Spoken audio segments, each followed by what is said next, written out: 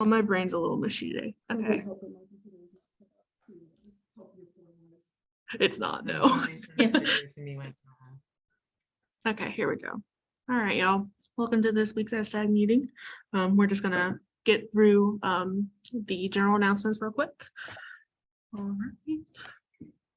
right, so next Friday, we're just gonna do, a casual little group dinner at Bites at 6 p.m. 2 appetizers will be on STAG and we'll share those. We'll share this as a group. And then as y'all know, we have study group every Monday at 6 p.m. in Henderson Library. We will not be having it on Halloween, but we will continue after that.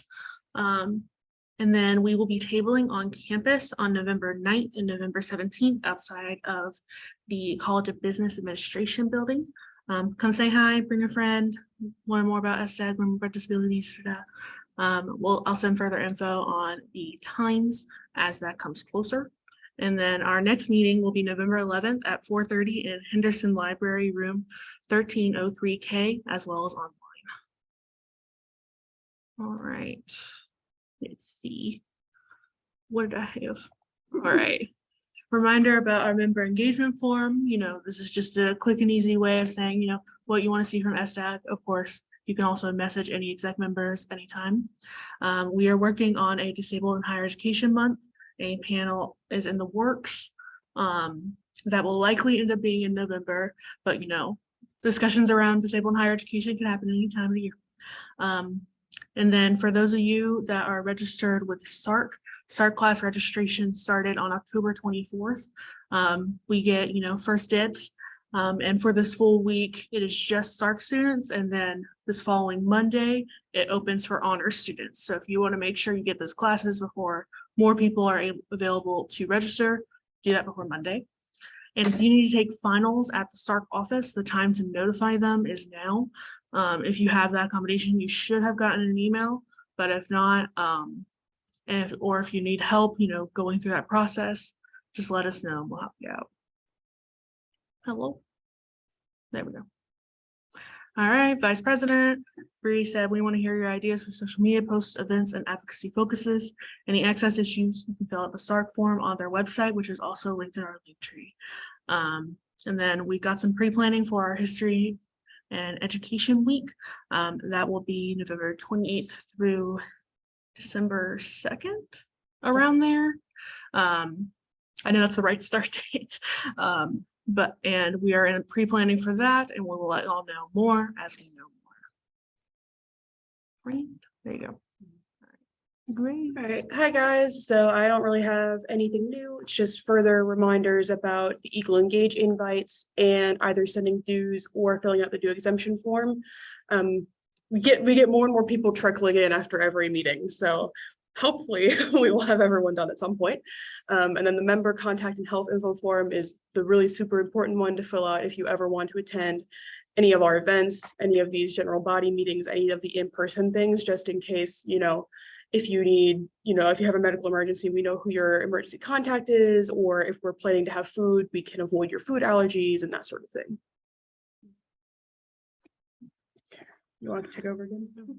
All right, Kayla wasn't able to make it. Kayla's at Savannah Pride. Good for them. Please reach out to Kayla if you want to know more about committee positions under the advocacy chair. And if you have any ideas or requests, like any, advocacy work that you're particularly passionate about, whether that's, about like a condition you have or like a disability or just anything in general like that, that's something you can reach out to Kayla about. And then Larry wasn't able to make it either. But we have an upcoming percentage night at Smoothie King that will be on November 14th from 6 to 9. I know the original date, it said November 3rd, but there was a little mix up. The final date is November 14th from 6 to 9. And if you would like to, contribute to fundraising ideas, you can also reach out to Lorena regarding that. Nothing new really for me either. I'm just excited to keep getting posts out for you guys. So if you have anything you want us to focus on in those posts, let me know. And of course, there's committee positions available if you want to learn more about social media, help with posting and other things like that. So just let me know. Nope. All right, and that'll move us on to our discussion. This is basically a part 2 to our Disabled Employment Awareness Month meetings. And that is where Madeline comes in to help us out. I got it on the next slide on remote work. If you want to go ahead, Madeline. Hello, friends. We're here to talk to you today about employment. So remote work is the most accessible way you can find a job as a disabled person. Obviously, you can work from home. It's really nice. You don't have to go anywhere. You don't have to worry about a car. We're having to get there, et cetera, et cetera. You don't have to worry about work accommodations because you are your own workspace controller. So if you need something that is additional to like your computer or a screen reader or something that goes onto technology, you don't have to rely on an employer to get that for you. So what I do when I look for a new job, I've been working since I was 15. I'm 25 now. So I spent about a decade in the workforce. Yay. And the majority of my jobs that I've ever had as an individual have been either jobs that I can physically walk to. That would be my first, option. If you have a really good place to work that is within walking distance or public transportation, that's really great. That's always your first want to go that direction. But if you live somewhere in Statesboro like us, where we don't have public transportation at this time and walking to a job is not necessarily realistic for someone with a disability, you are open to the field of remote work. And remote work has become more common in the past several years, especially with COVID. Employers have found that they can save a lot of money if their employees work from home. They don't have to pay for an office. So thankfully, the able-bodied business population has recognized that that's something that benefits everybody. And we have a lot more remote opportunities for work now than we did several years ago, or even just 2 years ago. So when I look for an online job or a remote job or remote work, I pick 1 or 2 industries that is appropriate for what I'm looking for in my life right then. So like when I was an undergraduate student, I was studying psychology and I was getting a minor in gerontology. So I was studying the life behind older adults and child development and things like that. So I did a lot of remote internships. I did remote internships and volunteering and things like that centered around that industry.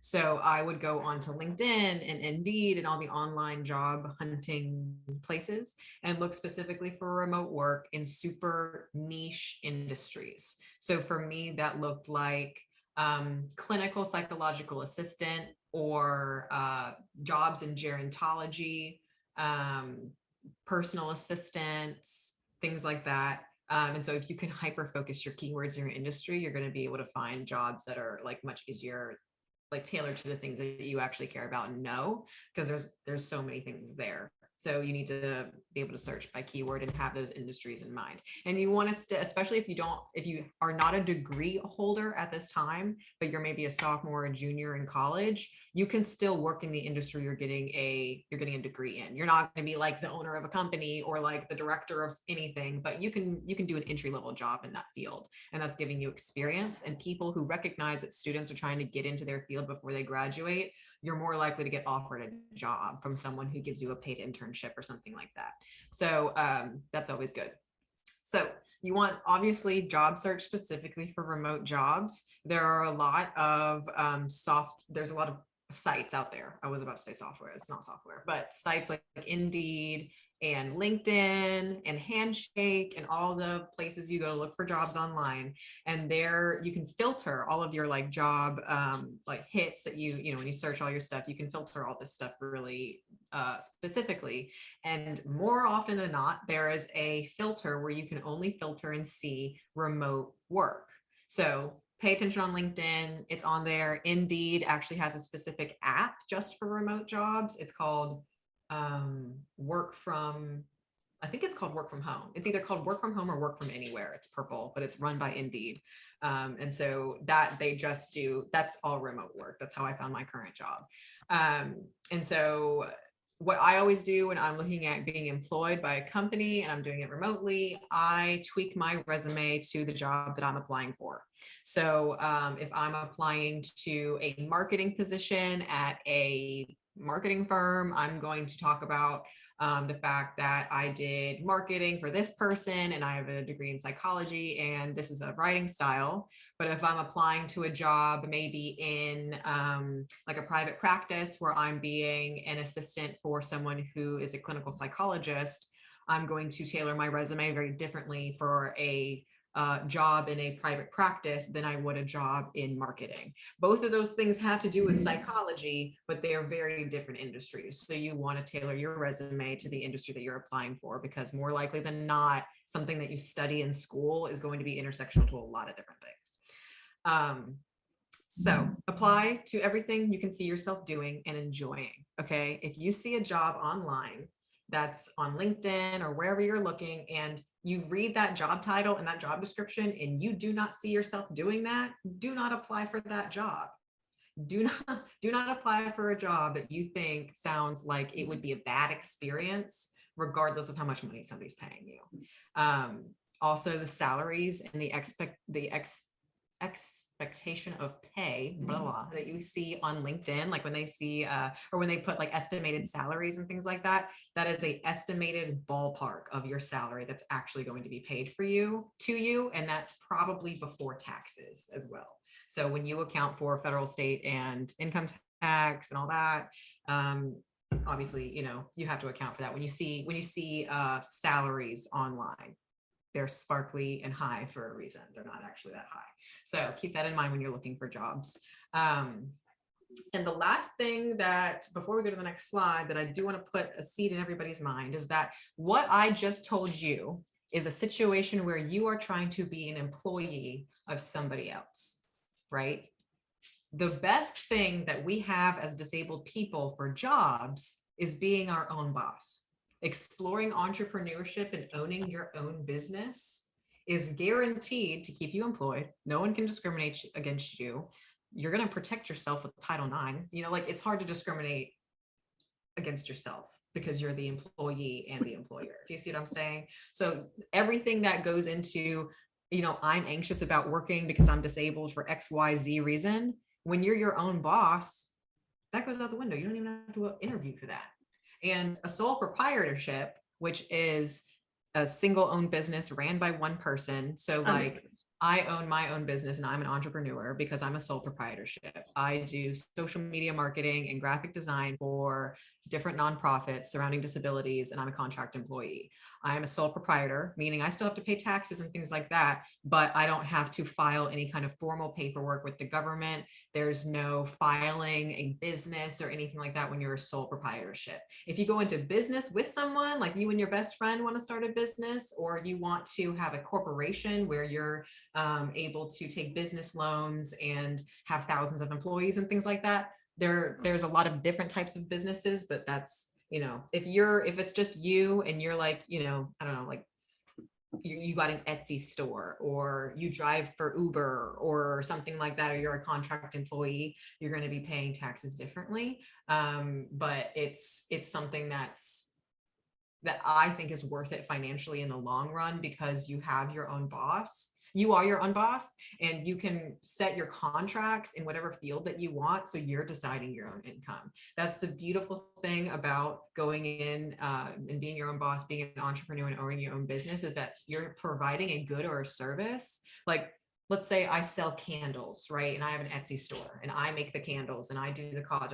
I decide how much I sell that candle for, right? So if I have an amazing candle and I'm booming in business my first year and I make $10,000 in candle sales, that's $10,000 that's coming directly to me as a sole proprietor. I have to pay taxes on it, and it's only like 15%, but that's like still $10,000 that's not having to be funneled down from an employer, you know? So the revenue from your business is directly money to you. So as far as being wealthy and having support as a disabled person in work, owning your own business, I personally think is the best way to go. So if that appeals to you in your life, explore that. I highly recommend it. We can go to the next slide now. Well, real quick, I know a company that, you know, helps, you know, the disabled population and community with entrepreneurship is Synergies. And that's someone that me and Madeline. Yes, Synergies work is actually based in Atlanta. and they're a nonprofit, and they specifically specialize in helping disabled people build businesses. That is all they do. They have a 6-week program. All you need is a business idea and yourself, and they help you do it all. So that's a really, really good organization to work with. I work for them. I'm a contracted employee with them. Jill is about to join my team as a contract employee of me, and it's going to be great. But that's one beautiful thing about being an entrepreneur and owning your own business, is because I decided I wanted to do this probably about 1.5 years ago is when I really started getting into being my own boss and doing marketing. And now I have the opportunity after a year, I've built up my business, I've gotten some big contracts, I've made some money, and now I can employ one of my disabled friends, right? So the community helps the community helps the community if we're all our own bosses. So it's really cool to be able to do that as well. So just another plus. But yeah. All right. Okay. So here we are with resume and LinkedIn stuff, talking about, how I mentioned tailoring every resume for whatever job you're applying for. And some jobs, if you're applying to corporate America, you'll have to write a cover letter. There's also a possibility where if you're in a humanitarian kind of studying, you're going into that field, so like psychology, sociology, political science, all that kind of stuff. That's research based, you're gonna have to have a CV, and a CV and a resume are very similar, but a resume is 1 page, and that's a synopsis of like your most recent work and education experience, and a CV is a packet essentially of everything important you've ever done in your career. It's like one is like a table of contents basically, and the other is the rest of the book. You can think of it that way. So yeah. So that's the difference if you've never been explained that. Resumes are really important though, because resumes are your first impression you're giving to an employer when you apply for a job. So I have personally seen employers of mine go through a stack of resume and throw away any resume that is more than 1 page. They don't even look at it. They don't care who you are. If you're not smart enough to know it goes on 1 page, you don't need to be working here. Like essentially is like, seriously, some people feel that way. That seems really dated, but corporate America is like that. Okay. Like it just is. So the most important things to put on a resume, to make sure I kind of put a little synopsis of the general template you should be using for a professional resume, is contact information at the top in the header, your education background, your work experiences, that word is spelled wrong, oops, your accomplishments, which is like, for me, that's like every position that I've held, the honors fraternities I was a part of, all my awards I've gotten, things like that, and then references. It is general good practice to not use people who are your personal peers as references. If you happen to know a really important person who's also a personal peer, cool, make it work for you. Make those connections work for you. But like, don't call your best friend just to be your random work reference. Pick a professor, pick a high school teacher, pick an old boss, pick an old coworker, pick someone who has seen you in an academic environment and or a professional environment, or both. If your best friend has never been in class with you and has never been your coworker, that's probably not a good judge of your work ethic and how you work under pressure and things like that. So, on the off chance that your employer is going to call your references, because I've done that. If I hire someone and they give me references, I call them. So I want to know. Some people are like that. I'm like that. So make sure that your references are people that you actually trust to give good references, but also people that are, qualified to be giving work references to your work ethic. So that would be my advice. There are a lot of templates online for resumes. I know that Apple Products has a lot of templates. There's a couple on Google Docs, blah, blah, blah. Don't use them. Just use your own. Just type it up in black and white. Don't use crazy fonts or colors. Don't try to make it fancy. Don't try to use fancy fonts. Just keep it simple. I was gonna and then on all of these platforms where you're applying for all of these jobs, you are going to be able to upload your resume online. I know that LinkedIn does this, and so does Indeed, where you can upload your resume onto LinkedIn, and they have this thing called Easy Apply, where like, let's say I'm an employer and Jill is applying for a job. I can set up my job like call, whatever that is, job application thing on the employer end of LinkedIn. and allow Jill to just click through a couple of things, submit her resume online, and she's done. There's no like pages and pages and pages of a job application. And LinkedIn does that really well. And so that's the whole point of uploading your resume. So you can just click it, and you can, on LinkedIn, you can apply to like 20 jobs in like 10 minutes with that. So it's worth typing up and uploading online. Have it in your Google Drive, have it on your phone, have it somewhere accessible. I have like 1,000 copies of my resume, and they all just float and exist in my iCloud. I really need to clean them out, but you should have multiple copies of your resume. You should have a generic cover letter that could kind of be used for anything aside, change a couple, wordings here and there, or like, the dear whoever, but the synopsis of your cover letter should be something you can copy and paste. And I pulled up, yes. Gray offered to pull up their resume. So here's a Yes. quick little example. We cut off like. And there you go. There you go. So yeah, that's it. And that's all I had for you today, y'all. If you have questions about entrepreneurship, please check out Synergy's work. They're based in Atlanta. It's really easy owning your own business. I know that sounds scary, but it's much easier than many people think it is. It gets really complicated when you start wanting to hire people. That's when it gets complicated. But as long as, if you're a independent contractor or freelancer or anything like that, it's very easy to start your own business and roll with it and make some solid money. So that's all I have for you guys today. Thanks for coming.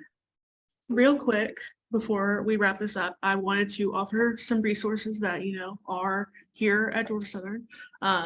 If you're working on a personal statement for grad school, or if you're working on the details of a CV or resume, those are services that we offer at the Writing Center. That's something I've ended up becoming very familiar with, as well as we have the Office of Career and Professional Development. Both of them, while they wouldn't necessarily be able to help you with the disabled accommodation part of it, they would be able to help you with those materials, which I would highly recommend. But yeah, that was that. I don't believe I have any other tidbits. I plan to share all these resources in our meeting wrap-up email after this, and I will include, there is a chronic illness remote website that has like a lot of listed jobs from like accommodating employers. Hello, Mr. Mercury. He said hello. But I'm bored him. I love it. But yes, and I'm going to include the link to that website as well. Do y'all or anyone on the Zoom have any questions? Nope. We good? All right. All right. Well,